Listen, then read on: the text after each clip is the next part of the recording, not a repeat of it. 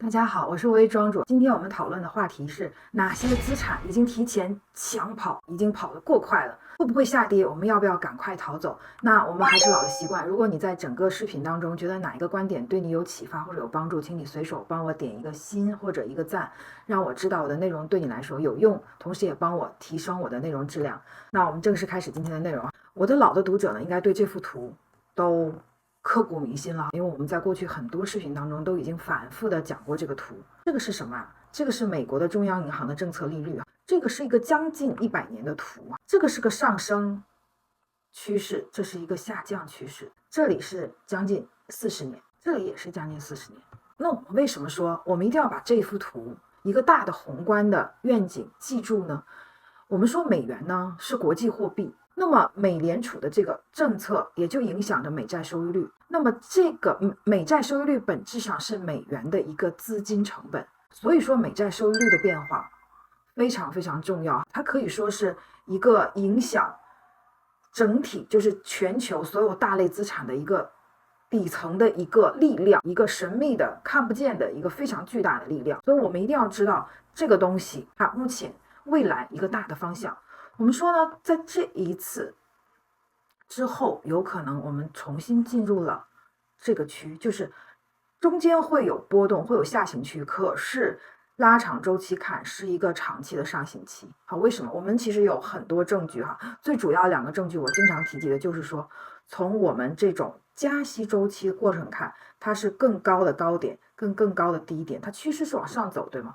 那降息的大周期是更低的高点跟更低的低点，对吧？好，那这一次呢，已经是更高的高点，而且已经很久了。好，这是证据1。证据2呢，就是我们讲说，在这样的一个上升期呢，重要的是通胀，对吧？在这样的一个下行期呢，重要的是经济。好，通胀看 CPI， 经济看 PMI。PMI 我们上一个视频已经讲过了哈，推荐大家回去看一下。那我们讲说，如果说继续这样往下走的话，我们从这几轮当中会看到，当 PMI 代表经济基本面的 PMI 低于荣枯线，也就是经济感觉快不行的时候，它就会降息。可是这一轮呢 ，PMI 早就低于荣枯线了，它依然没有动。啊，所以这是2个关键证据。那还有其他很多证据，我们以后逐渐的慢慢再会提起。那我们说呢，看哈，这个上升周期，这个利率上升周期跟利率下行周期有什么不一样？我们说呢，目前处于降息的观察期啊，降息观察期是不一样的。什么叫降息观察期啊？大家看哈，加息怎么加？加，差不多了，不加了，对吗？但什么时候降还不知道，要等待，然后降，这个就叫做降息等待期。我们看哈，在这个前7轮跟后7轮的降息观察期时间是不一样的哦。前7轮有1年的，超过1年的，甚至有1年半的，看到吗？那平均呢是9个多月，其中呢这一个2拉低了平均。我认为呢，其实如果把这个2去除的话，基本上要10个月以上哈，也就是将近1年的时间。那后面的降息观察期呢是5个月左右哈，短的2个月、1个多月的都有。那我们讲说，为什么说前面的降息观察期会那么长？因为通胀很敏感，它不好控制。你看前面降降升升、降降升升的，很不稳定。后面这个图表就很干净，看到很干净。前面这个就是波动很大，通胀比较难控制哈。通胀的数据谁也不知道，对吧？在出来之前谁都不知道，所以它波动很大。那么我们说，在这一个上升期会有几个特点。第一个特点是什么？观察期比较强，降息观察期比较长。第2个特点，它的波动大，对吧？大家按照以前的学习效应，什么意思？就是大家看的是前面40年忘记了，光看最近40年。好，我们用预期会降息的话，会发现什么？会发现很多资产会抢跑，因为目前处于上升周期的话，这个观察期可能比我们想象的，比我们过去40年学习到的要更长。那么很多资产可能就会抢跑。什么叫抢跑？大家看哈。大家看美股哈，美股在50几年的时候，这个低点是在降息观察期，看它上升完了之后，还没等下降，这个低点已经产生了。7几年也是在降息观察期产生了底部，2018年也是在降息观察期产生了底部，就是加息的过程当中嘛，对吧？产生了底部。然后这一轮呢，完全从没有出现过的情况，竟然在加息的过程当中就已经产生底部。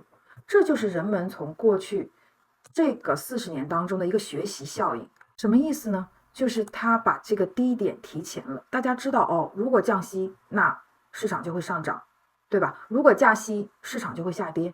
那么当他看到市场在下跌的时候，他就开始疯狂抛售，所以这个低点提前产生了。所以这是一个学习的效应，说明大家对过去40年是有个学习效应的。那么同样的，代表黄金也是这样子，在过去的这40年当中呢，一般都是降息周期黄金会暴涨，降息周期黄金会暴涨。可是呢，我们说我们现在目前的观察期会比以前要更长，很有可能我们就不是走这一块时间周期，是走这一时间周期，那我们的学习效应就是错的，那么市场后面就会有调整。那么我们说有哪些资产可能抢跑了哈？我们说目前美股走得很好，黄金也是涨了很多，白银也是涨了很多。那么这几种资产哪种已经抢跑了哈？我们说美股呢，确实是有抢跑。美股我讲过很多，前面有视频也有讲，推荐大家回去看哈。我预期呢，就是说有可能这一轮调整会在今年的第4季度。但是说实话，也不排除提前的可能性，就是当大家他已经看出来了，我今年可能它不降息了。我们一直在预期哈，包括今年1月份的时候，我就发了一个视频讲，我讲说，当时那个视频的题目是美债不再适合长期投资，我们就讲说，哎，有可能到了一个这样的一个长周期上行的位置。当时3月份降息的预期很高，大家都在交易降息预期嘛，我们讲说可能这个降息观察期要很久哈，这个表格也是当时1月份的时候跟大家讨论的。那么我们回来看，也有可能说股票呢随时就会有大幅度的调整，可能第3季度也不是没有可能哈。所以我觉得其实股票现在目前的性价比并不是很好，除了我上一个视频讲的能源方向的。那我们说黄金是不是抢跑呢？其实我这样跟大家理解啊，你看哈，如果说我们认为黄金它会走前面的这一块的大通胀逻辑的话，那我们看过去的黄金，你看从大周期，黑色的线是黄金哈，黄色的线是这个美联储的这个利率，我们会发现，哎，它其实你利率也好，还是黄金也好，它大方向是同向的，它跟过去那40年的学习效应是不一样的，跟这里是不一样的。在这里，黄金跟利率是同时上行的，所以一个大的方向上是同时上行的，这一点我觉得是没有什么。就是说它不存在抢跑不抢跑的问题，它就是说如果你盯着美债收益率来做黄金的话，在这一个过程当中是不合理的。如果你看过去的就后面这大半年啊，前面大家都说实际利率跟黄金的相关性负相关性非常强，可是在这一段实际利率已经无法代表黄金的走势了。如果你回去看相关性的话，其实现在世界已经变化了哈，这个大的背景已经在变化，那很多的要素跟因素跟证据已经证明，就是说我们很大的概率开始走这一段。所以说呢，不管你是看过去的这一段也好，来去交易黄金还是什么也好哈，总之呢，我们长期是看好黄金的。虽然说过去的学习效应是错的，让黄金短期进行了一个大幅度的抢跑，有可能产生一个比较大的回调，但是长期我依然是看好的。总之呢，想跟大家讲，就这几个股可能今年会有一个比较大的风险啊，顶点在第3、第4季度是有这样的可能性。我们证据以前有讲过，黄金有抢跑，长期没有什么问题。好，那我们再说，那么如果说降息观察期确实那么长，那美联储如果今年不降息，超出了大家的预期，会发生什么事情哈？首先第一点，美元指数居高不下。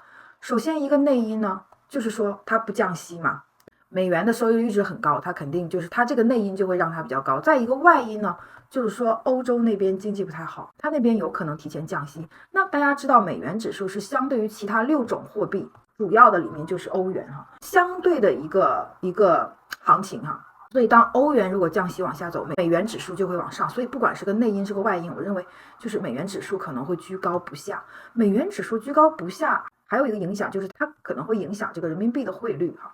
如果人民币的汇率呢，一直就是说人民币没有办法升值，肯定会影响这个资金面对 A 股的一个影响。所以说我觉得今年 A 股有一个超级大级别的行情的概率比较小，有可能还是继续走红利。好，包括这个资源股，我们上次刚刚讲过的哈，因为全球的 PMI 上升，上游资源跟一个红利。还有就是说，第二点就是美债收益率波动大哈，波动大这个事情呢，我就不过多解释了哈。很明显啊，在上升周期当中，它就是波动大。你看，它就是波动大，它相对于这个平整，它就是波动大哈，没什么好说。那还有一个就是抢跑资产年底前可能会回调哈，那就是说可能美股会回调。那么如果今天的内容对大家有启发或者有帮助，请你随手帮我点一个心或者一个赞。然后如果你有问题的话，请你在留言区留言，我都会回复的。